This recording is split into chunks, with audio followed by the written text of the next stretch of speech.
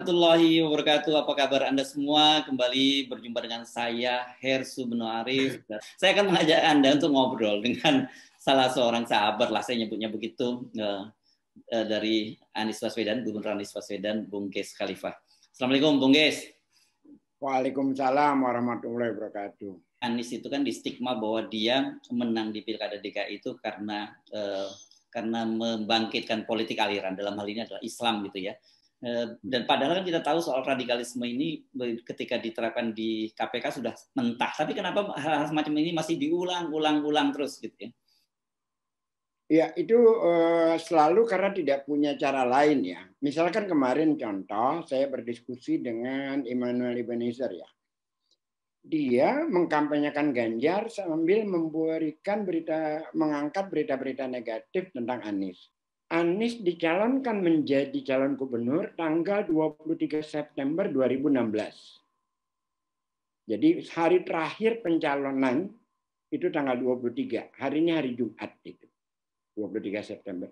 Kapan isu agama dimainkan? Jauh hari, akhir 2015, permulaan 2016 sudah dimainkan.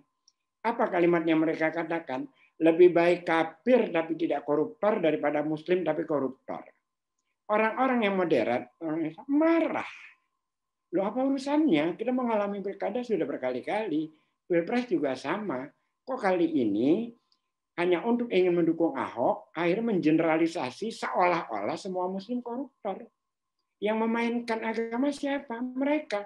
Siapa yang mengucapkan itu? Guntur Romli dan kawan-kawan. Apakah Anies terlibat? Loh, Anies masih jadi menteri. Anies itu masih jadi menteri. Anies berhenti jadi menteri itu tanggal 27 Juli 2016. Dia tidak terlibat dalam pertikaian. Jadi Ahok itu kalah oleh dirinya sendiri, bukan persoalan isu-isu politik identitas, bukan, tapi oleh Ahok sendiri yang berkali-kali offside gitu. Ya, guys, kira-kira apa sih yang menjadi penyebab kemudian residu dari Pilkada DKI Jakarta 2017 itu masih terus dibawa sampai sekarang, dan kemudian walaupun sebenarnya kita mau jujur sampai sekarang pun Anies pun belum punya partai politik ya yang untuk mencapreskan gitu. Kenapa orang menempuh berbagai cara untuk menghambat Anies dengan cara yang menurut Anda tadi, yang dengan cara-cara yang tidak halal semacam itu? Saya melihatnya satu hal. Yang kedua, sampai hari ini Anies tidak pernah mau berdamai dengan oligarki. Dan itu berbahaya. Jadi sampai hari ini kan kita lihat tidak pernah ada izin dia memberikan untuk, contoh paling faktual adalah reklamasi lah. Ya. Yang kedua, pemihakan Anies kepada keadilan sosial kan tinggi sekali. Kita lihat bagaimana dia merubah sistem penerimaan murid-murid baru di sekolah-sekolah itu, baik SD, SMP maupun SMA. Lantas pemihakannya dia kepada masyarakat banyak. Bagaimana dia memotong jalur bahan-bahan pokok, dia langsung beli ke produk langsung ke sentral produksinya. Artinya apa? Mata rantai yang di tengah itu kan dihapus semua. Gitu. Dan bagi pemburu rente, pemimpin seperti ini berbahaya. Karena dia tidak berkompromi. Lalu di dalam wawancara dengan Detikcom dan beberapa media lain kan dia katakan, ditawarkan 500 miliar, dan dia katakan dia tidak punya niat sama sekali untuk merupiahkan jabatan yang diembannya. Nah, dengan pola yang seperti itu, tentu saja itu berbahaya bagi oligarki. Nah, yang kita lihat yang bermain di bawah itu menjadi frontline itu tidak dalam tanda kutip, secara vulgar saya katakan mereka hanya budak. Mereka hanya budak. Kalau mereka tidak bermentalitas budak, mereka akan senang sekali ketika pulau reklamasi dibuka untuk kita. Karena di masa sebelumnya itu kita warga negara tidak bisa masuk ke pulau itu. Tapi oleh Anies begitu dia menang, pulau itu dibebaskan, semuanya bisa masuk, semuanya bisa datang, semua bisa lihat. Nah, orang-orang yang membela sikap-sikap kebijakan semacam itu, apa namanya kalau bukan budak? Mentalitas budak. Nah, oleh Anies dimerdekakan, kira-kira kayak gitulah. Ya, oke. Jadi ini Anda melihat clear bahwa orang seperti Anies ini memang kalau jadi gubernur saja dia udah merepotkan oligarki gitu ya. Jadi kalau jadi presiden dia akan menambah repot karena itu dia nggak boleh jadi presiden. Jangan sampai jadi presiden kan kira gitu ya. Ya, memang seperti itu adanya. Jadi keberadaan Anies ini menjadi begitu menakutkan padahal secara pendanaan dia tidak miliki, dia juga tidak punya partai, yang dimiliki hanya prestasi. Tetapi kan apa yang dilakukan selama ini menjadi menakutkan bagi orang-orang yang punya kepentingan terhadap kekuasaan, terutama orang seperti Indonesia ini menakutkan.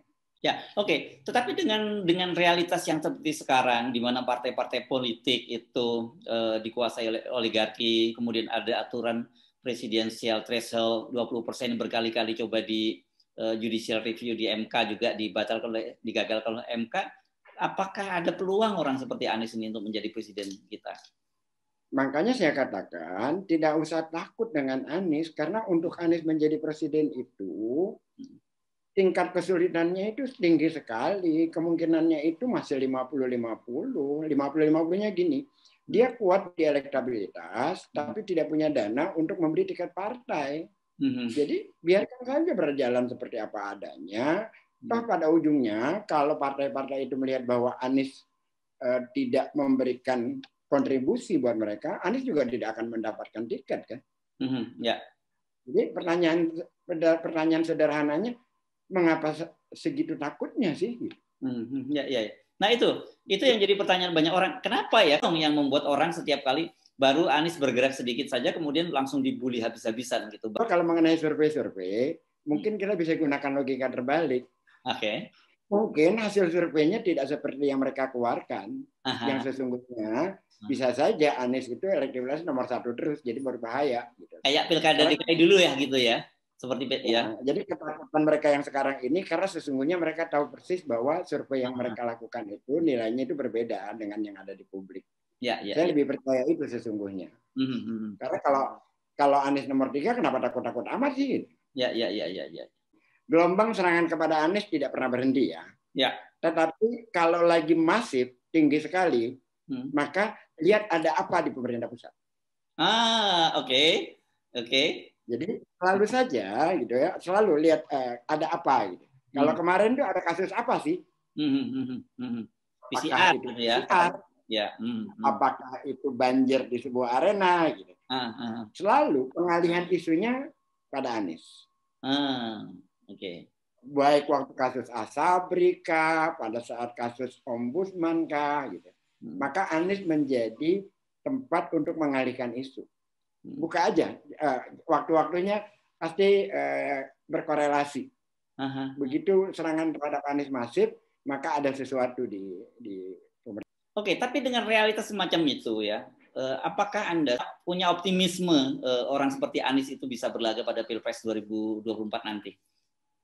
Jelas punya ya, karena kan sekuat-kuatnya mengkonsolidasi partai, tapi pada saat presiden yang sekarang pada posisi di akhir nanti, partai kan akan berpikir keberlanjutan kekuasaannya. Siapa yang paling memungkinkan untuk menang. Kira-kira. Jadi Anies itu tetap saja akan menjadi faktor yang juga menjadi penentu untuk partai-partai mengambil dia sebagai calon presiden.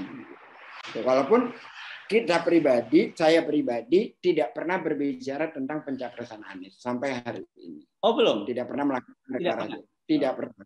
Bahkan dari Anies tidak pernah bicara dan teman-teman di lingkungan Anies juga tidak pernah berbicara tentang pencapresannya dia. Oke. Apa nggak terlambat ya nanti kalau kemudian harus menunggu sampai tahun 2022? Ya, tetapi kan masyarakat kan dengan spontanitas bergerak sendiri ya. Kalau masyarakat bergerak sendiri. Yang kedua, Anies sampai hari ini masih banyak tayangan-tayangan yang belum dia tayangkan hasil-hasil kerjanya. CSW sampai hari ini belum dia resmikan. Flyover di Cakung belum dia resmikan. Lalu mana lagi itu? Jadi sebentar lagi jadi. Hanya dia itu saja sudah cukup untuk mengangkat elektabilitasnya dia. Gitu. Belum lagi akan ada konser yang luar biasa besar kalau jadi nanti di bulan Juni bersama dengan Formula E. Itu milenial akan luar biasa itu. Kok Anda optimis sekali, Bung Gis? kebijakan dia tidak ada yang tidak berlandaskan keadilan sosial. Oke. Janji dia semua ditunaikan. Dan itu jelas sekali kalau kita mau lihat perbedaan antara dia dengan pemimpin yang lain. Dan sampai hari ini dia konsisten untuk tidak kompromi dengan rupiah. Tapi kan ini anomali dengan situasi yang terjadi pada bangsa ini. Semua itu urusannya dengan fulus. Ketika SBY maju itu, SBY orang baru loh. Melawan Mega itu. Mega itu dengan PDIP plus Hasyim Muzadi. Tapi SBY mampu memenangkan itu. Jadi ada kok harapan kita untuk hal semacam itu. Walaupun memang sistem kita sudah dikorup dengan presidensial threshold 20% itu. Memang berat sekali, perjuangannya berat sekali. Tetapi kesadaran publik itu kita jangan terlalu underestimate terhadap mereka. Kita punya beberapa kali pengalaman gitu. Ya. Saya kira Anies dalam konteks itu masih punya harapan. Yang berat adalah bagaimana mendapatkan tiket partainya.